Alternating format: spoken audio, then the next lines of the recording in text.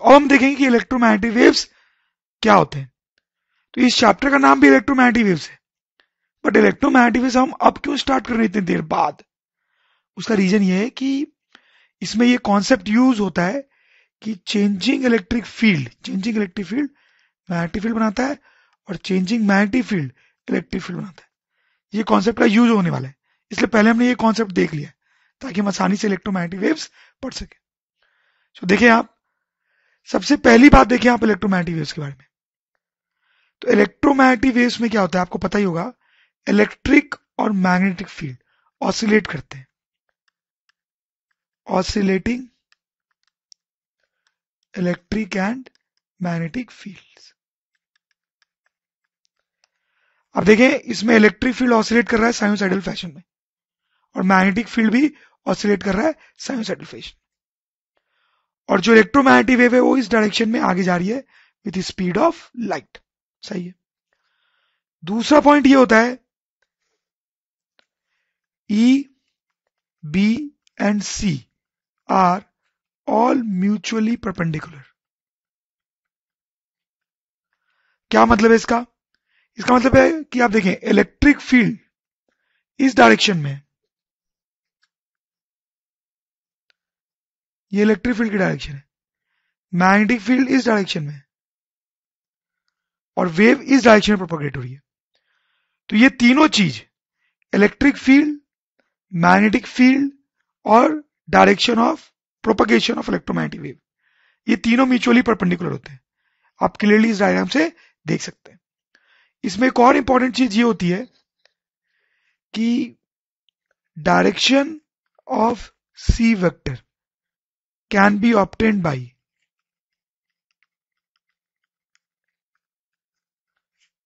ई vector cross B vector.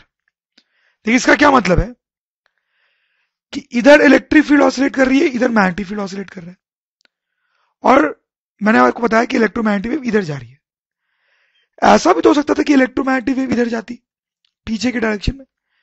अगर electromagnetic wave इधर जाती तब भी ई, बी और सी तीनों परपेंडिकुलर ही होते। सही है ना बात?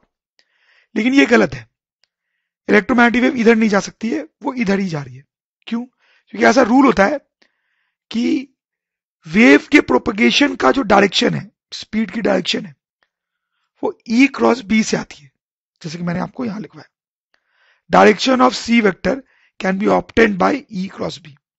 तो इलेक्ट्रिक फील्ड ऐसे ऑसिलेट कर रहा है और मैग्नेटिक फील्ड ऐसे, तो आप ई क्रॉस बी करेंगे तो ये डायरेक्शन आएगी, मतलब इलेक्ट्रोमैग्नेटिक वेव इधर की तरफ ही जा रही है, इधर नहीं जा सकती है। I hope you understand this. जैसे आप ये एग्जांपल करें इस पे बेस्ड, यहां पे ये एक्स, वाई और जेड एक्सिस है। ऐसा दिया हुआ है कि इलेक्ट्रोमैग्नेटिक वेव इस डायरेक्शन में जा रही है, इलेक्ट्रोमैग्नेटिक वेव इस डायरेक्शन में जा रही है। तो हमें बताना है कि इलेक्ट्रिक और मैग्नेटिक फील्ड किस डायरेक्शन में ऑसिलेट कर रहे हैं। क्या लगता है आपको? बताएं आप, बड़ा सिंपल सा क्वेश्चन है। इलेक्ट्रिक फील्ड जो है वो इस डायरेक्शन में ऑसिलेट कर रही होगी और मैग्नेटिक फील्ड इस डायरेक्शन में ऑसिलेट कर रहा होगा। तीनों को परपेंडिकुलर होना है, वो तो है, देखें आप। और E cross B, E vector cross B vector से हमें सी वेक्टर का डायरेक्शन मिलता है। अब देखें, चेक करें, ई क्रॉस बी अगर आप करेंगे, ई क्रॉस बी, तो ये वाली डायरेक्शन आएगी। तो ये सही आंसर है।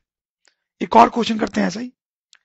अब वेव इधर की तरफ प्रोपगेट हो रही है, फिर से हमें ई और बी का डायरेक्शन बताना है। सोचिए आप, जस्ट फॉर योर प्रैक्टिस। अगर आप सोचेंगे तो यू विल फाइंड कि इलेक्ट्रिक फील्ड इधर ऑसिलेट कर रही है और मैग्नेटिक फील्ड जो है वो इधर ऑसिलेट कर रही है।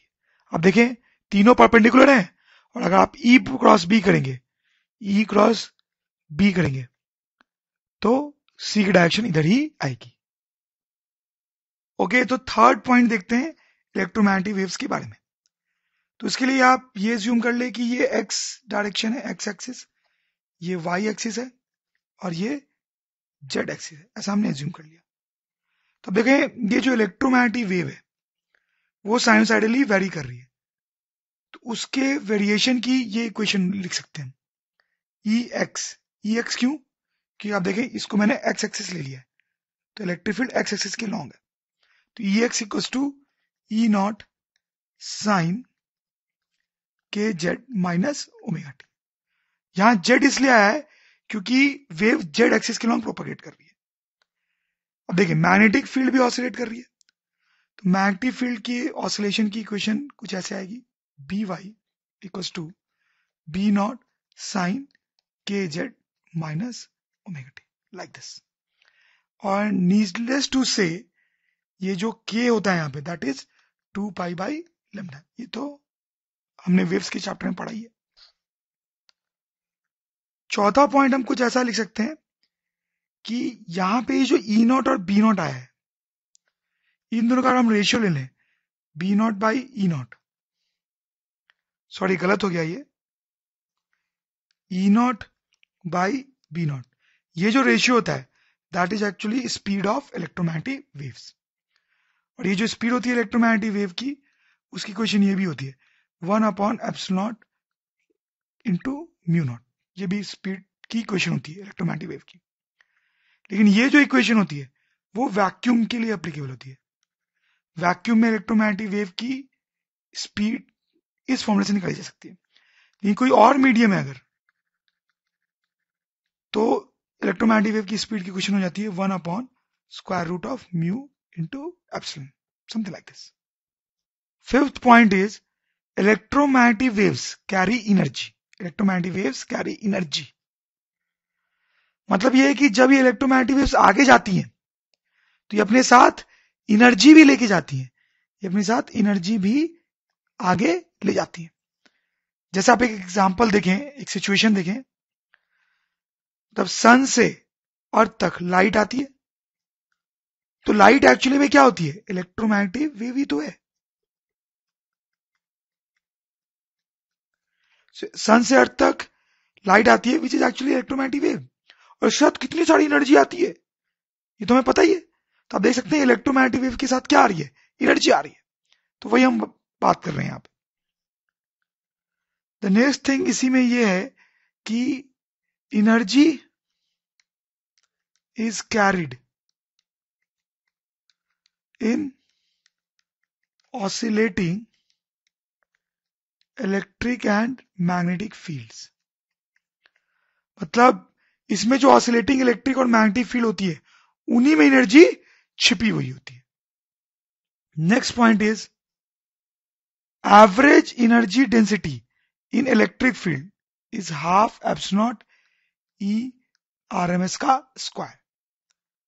तो ये जो इलेक्ट्रिक फील्ड आ रही होती है उसमें इतनी एनर्जी डेंसिटी होती है। ई आरएमएस का मतलब तो आप समझ ही रहे हैं, क्योंकि ई वेरी कर रहा है साइनोसॉइडली, तो उसके लिए हम ई आरएमएस डिफाइन कर रहे हैं। वैसे ही average energy density in magnetic field is equal to half B RMS square upon mu naught, इतना होता है। तो average energy density in magnetic field is half B RMS square upon mu naught. तो बात यह है कि इलेक्ट्रिक फील्ड के साथ भी एनर्जी आ रही है और मैग्नेटिक फील्ड के साथ भी एनर्जी आ रही है। इलेक्ट्रिक फील्ड के साथ जो एनर्जी आ रही है उसकी एनर्जी डेंसिटी इतनी होती है, मैग्नेटिक फील्ड के साथ जो एनर्जी आ रही है उसकी एनर्जी डेंसिटी इतनी होती है। इसी में फाइनल पॉइंट ये होता है energy carried in electric field is equals to energy carried in magnetic field. This is a very interesting point and a good point as well. हम बोल रहे हैं कि इलेक्ट्रिक फील्ड में भी एनर्जी छुपी हुई है और मैग्नेटिक फील्ड में भी एनर्जी छुपी हुई है। तो ऐसा होता है कि जितनी इलेक्ट्रिक फील्ड में एनर्जी होती है उतनी ही मैग्नेटिक फील्ड में एनर्जी होती है in case of electromagnetic waves. वही लिखा गया यहाँ पे, energy carried in electric field is equal to energy carried in magnetic field.